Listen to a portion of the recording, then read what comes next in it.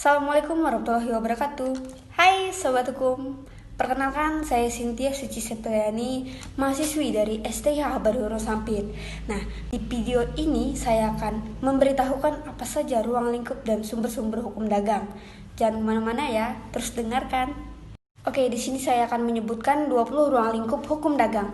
Yang pertama yaitu kontrak bisnis, 2. Jual beli, ketiga bentuk-bentuk perusahaan, dan yang keempat perusahaan go publik dan pasar modal, kelima penanaman modal asing, dan yang keenam kepailitan dan likuidasi, ketujuh merger dan akuisisi, ke-8 perkreditan dan pembiayaan, 9 jaminan hutang, 10 surat berharga, 11 perburuan, 12 hak atas kekayaan intelektual, dan yang ke-13 anti monopoli, dan yang ke-14 perlindungan konsumen, 15 keagenan dan distribusi, dan yang ke-16 asuransi, dan 17 perpajakan, 18 penyelesaian sengketa bisnis, ke-19 bisnis dan bisnis internasional, dan yang ke-20 itu adalah hukum pengangkutan darat, laut, dan multimoda.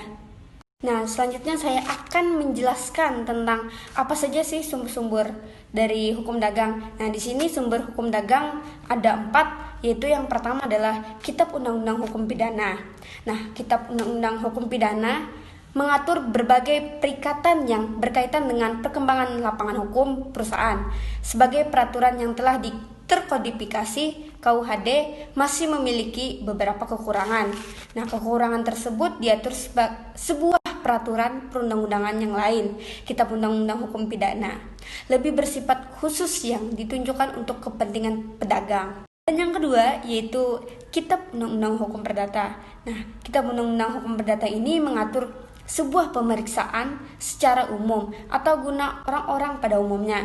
Sesuai pasal 1 Kitab Undang-Undang Hukum Pidana, KUH Perdata menjadi sumber hukum dagang. Sepanjang KUHD tidak mengatur hal-hal tertentu yang kemudian hal-hal tersebut diatur dalam KUH Perdata. Sumber hukum dagang yang ketiga yaitu tentang peraturan perundang-undangan. Nah, di sini ada Undang-Undang Nomor 10 Tahun 1998 tentang perbankan. Yang kedua yaitu Undang-Undang Nomor 1 Tahun 1995 tentang perseroan terbatas. Dan yang ketiga yaitu Undang-Undang Nomor 7 Tahun 1987 tentang hak cipta. Dan yang keempat yaitu Undang-Undang Nomor 5 Tahun 1999 tentang persaingan usaha. Dan yang kelima yaitu Undang-Undang Nomor 8 Tahun 1995 tentang pasar modal. Oke, sumber hukum dagang yang terakhir yaitu kebiasaan. Nah, pada umumnya, kebiasaan yang telah dilakukan secara terus-menerus dan tidak terputus dan telah diterima oleh masyarakat mampu digunakan sebagai sumber hukum pada hukum dagang. Hal ini sesuai dengan pasal 1339 KUH Perdata. Pada perjanjian tidak saja mengikat yang secara tegas diperjanjikan, tetapi juga terikat pada kebiasaan-kebiasaan yang sesuai dengan perjanjian tersebut. Misalkan tentang pemberian komisi, jual beli dengan angsuran, dan lain-lain.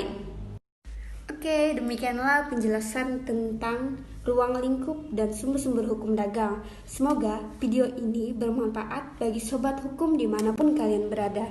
Bye-bye. Wassalamualaikum warahmatullahi wabarakatuh. Bye sobat hukum.